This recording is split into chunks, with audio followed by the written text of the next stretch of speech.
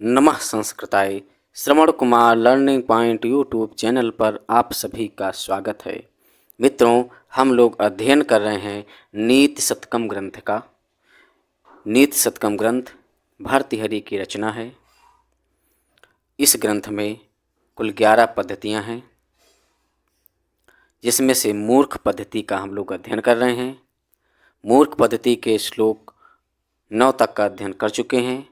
आज श्लोक 10 का अध्ययन करेंगे। आप सभी लोग अपनी नीति शतकम ग्रंथ और नोट्स लेकर बैठ जाएं, क्योंकि यह श्लोक यूपी टीजीटी, झारखंड प्रवक्ता पीजीटी के लिए अत्यंत महत्वपूर्ण है। चलिए अध्ययन प्रारंभ करते हैं।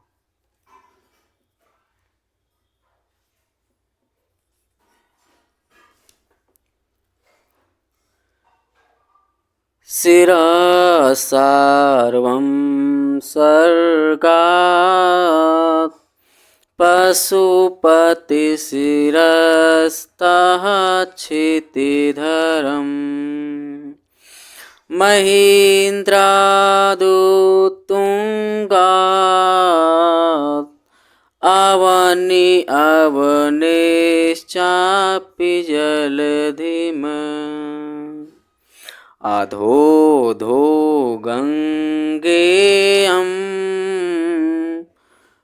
पदमुपगतास्तोकमथवा विवेकं भ्रष्टानां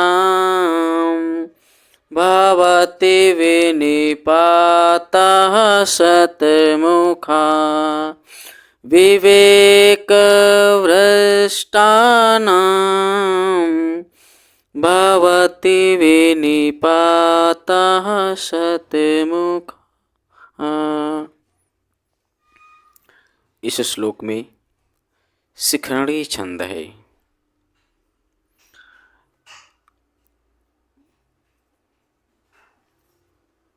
चलिए इसका अध्ययन करते हैं। इस श्लोक में कवि भर्तृहरि जी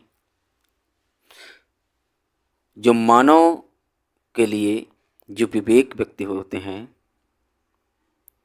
उनकी नितांत आवश्यकता होती है। अविवेकी पुरुष अनेक अनर्थों में फंसता जाता है। उसी का गंगा के माध्यम से ये भाव प्रकट करना चाहते हैं, तो कहते हैं गंगेयम, गंगा धन इयम, अर्थात यह गंगा स्वर्गात, स्वर्गात से तात्पर्य है स्वर्ग से, सार्वम शिरः, सार्वम अर्थात शिव, शिरः मतलब होता है भगवान शिव के सिर, यानी सिर पर। गंगा स्वर्गात स्वर्ग से, शिव जी के सिर पर, पशुपति शिरस्ता, पशुपति शिरस्ता भगवान शिव के सिर से, क्षितिधरम, क्षितिधरम का अर्थ होता है हिमालय, महीन्द्रात, महीन्द्रात का अर्थ होता है पर्वत से, उत्तुंगात, उत्तुंगात का होता है ऊंचे, उत्तुंगात का अर्थ होता है ऊंचे, अवनिम, अवनिम हो जाएगा, फिर अवने चा अपि, अवनी का अर्थ होता है पृथ्वी को, और अवने पृथ्वी से भी, चा अपि और पृथ्वी से भी, जलधिम, जलधिम का अर्थ होता है सागर को या समुद्र को। अधो, अधो, अधो, अधो का अर्थ होता है नीचे नीचे, पदम माने पद को, उपगतः माने पहुँचकर, स्तोकम अथवा, स्तोकम का होता है थोड़ा, पदम माने पद, उपगता माने पहुँच कर, अथवा क्योंकि विवेक भ्रष्टानाम भ्रष्ट विचार वालों का भवति होता है विनिपातः पतन शतमुखा सैकड़ों प्रकार से। तो इसका यानी प्रत्येक श्लोक का जो शब्दार्थ है वो आपको बता दिया गया है। अब संपूर्ण अर्थ इसका देखते हैं। तो संपूर्ण अर्थ क्या हो जाएगा कि गंगा स्वर्ग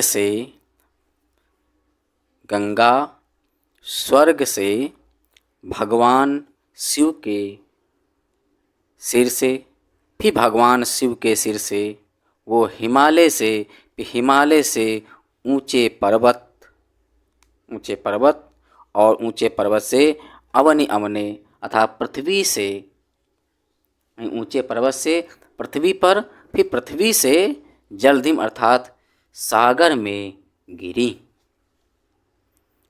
अधो नीचे इस प्रकार नीचे थोड़े स्थान पर, पदम उपगतः स्तोकम माने होता थोड़ा और पदम माने स्थान से, उपगत माने पहुँचकर, थोड़े स्थान से पहुँचकर गंगा गिरती चली जाती हैं। तो कवि का आशय यह है कि गंगा जी की तरह जिस प्रकार गंगा थोड़े स्थानों से गिर करके नीचे पहुंचती जाती हैं, उसी प्रकार जो विवेक भ्रष्ट लोग होते हैं, विवेक भ्रष्टानाम अर्थात जो विवेक भ्रष्ट लोग होते हैं, उनका जो पतन होता है वो सैकड़ों प्रकार से होता है। यानी विवेक से पतित व्यक्ति जब बार गिरते हैं तो निरंतर गिरते ही चले जाते हैं, फिर उठते नहीं है, ये बताते हैं। और परीक्षा में ये सुंदर सुशी सूक्ति है जो पूछ ली जाती है एक लाइन दे करके कि विवेक भ्रष्टानाम भवति विनिपातः शतमुखा। बहुत सुंदर सी सूक्ति है, ये परीक्षा में पूछी जाती है। चलें अब इसके व्याकरणिक जो टिप्पणियाँ हैं जो परीक्षा में पूछी जाती हैं उसका अध्ययन करते हैं। सार्वम आप लोग नोट करते जाएं। सार्वम सर्व, ये सर्व अण प्रत्यय लगा करके बनेगा सार्वम। क्षितिधरम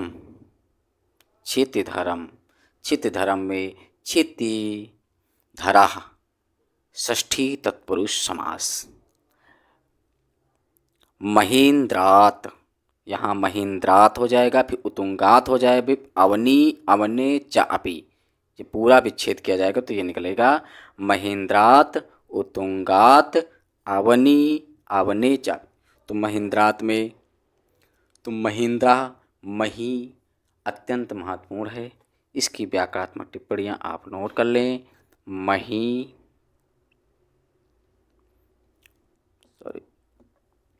मही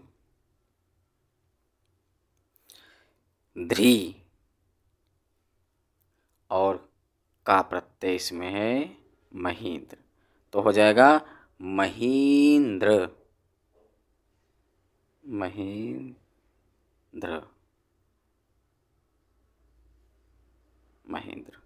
तो इसको आप नोट कर लें। अब आगे लग देते हैं शतमुखा। तो शतमुखानि यस्य सः बहुब्रीहि समास। तो इसमें शतमुखा में है बहुब्रीहि समास। और इसके बाद पशुपते, तो यहाँ आया है पशुपति, तो पशुपति में हमारा हो जाएगा षष्ठी तत्पुरुष समास।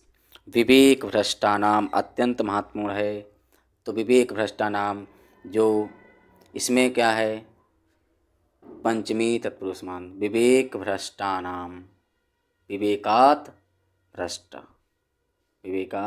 भ्रष्टा पंचमी तत्पुरुष समास। और उसके बाद यदि पूरा एक अर्थ और समास है तो भ्रष्टा विवेका, भ्रष्टा भ्रष्टा विवेका, विवेका ये शाम ते बहुब्रीहि समास। तो विवेक भ्रष्टा नाम में भ्रष्टा विवेका ये शाम ते भ्रष्ट विवेक भ्रष्टा बहुब्रीहि समास। तो सतमुखा में बहुब्रीहि समास, विवेक भ्रष्टा नाम में बहुब्रीहि समास, पशुपत श्रेष्ठता में षष्ठी तत्पुरुष समास है।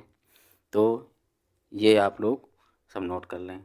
अब इसमें से प्रत्यय पूछ लिया जाएगा, प्रत्येक पद में कौन सा प्रत्यय है तो अत्यंत महत्वपूर्ण है, उसको बताते हैं।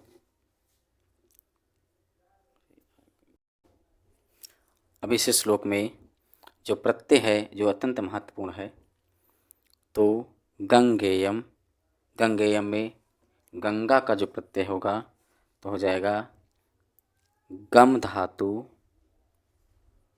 गम धातु से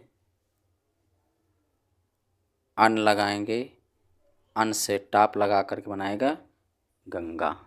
छित धर्म में तो छित धर्म, तो इसमें हो जाएगा ध्री धातु, ध्री धातु और अच लगा के बनाएंगे छित धरा। जलधि, जलधि ये अत्यंत महत्वपूर्ण है।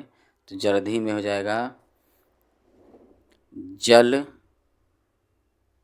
जल धा और की, तो हो जाएगा जल धिम। उपगतः, तो यहाँ पदम उपगतः में, इसमें उपगतः में हो जाएगा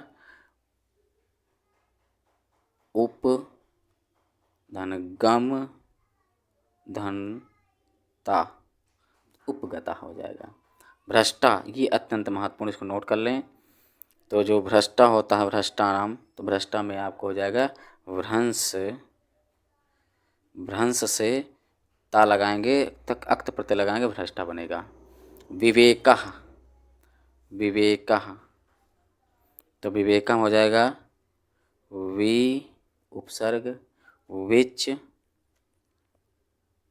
और घई प्रत्यय लगा के बनेगा विवेकः। शिरस्ता में तसिल प्रत्यय है, सार्वम में अण प्रत्यय है, छंद सिकहणी है। इस श्लोक में पर्याय और अर्थांतर न्यास अलंकार है। गंगा के अवतरित होने का सही क्रम इसमें पूछ लिया जाएगा तो क्या हो जाएगा, गंगा के अवतरित होने का सही क्रम, तो पहले गंगा स्वर्ग में, फिर सिर के मस्तक पर, फिर हिमालय, फिर पृथ्वी, फिर समुद्र। तो ये गंगा का सही क्रम हो सकता है परीक्षा में पूछ लिया जाए, तो आप नोट कर लें। चलिए अब किसी अब नए श्लोक के साथ फिर मिलेंगे, तब तक के लिए नमः संस्कृताय।